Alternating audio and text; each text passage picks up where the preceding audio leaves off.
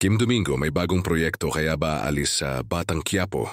Usap-usapan ngayon sa social media ang posibilidad na magpaalam na si Kim Domingo sa primetime teleserye na FPJ's Batang Quiapo.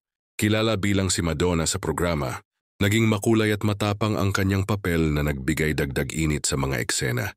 May ilang netizens na nagbahagi ng mga balitang umano'y may bagong proyektong gagawin si Kim, kaya't posible raw na magbawas siya ng oras o tuluyang umalis sa serye.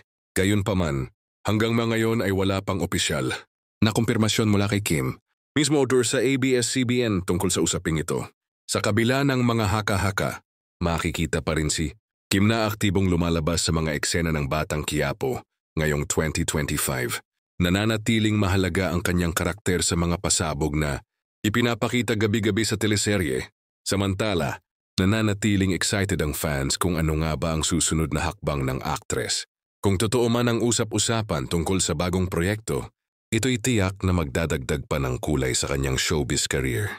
Hanggat walang opisyal na pahayag, patuloy na aabangan ng mga manonood kung mananatili pa ba si Kim Domingo bilang si Madonna sa Batang Quiapo o kung may panibagong kwento siyang sisimulan sa ibang proyekto.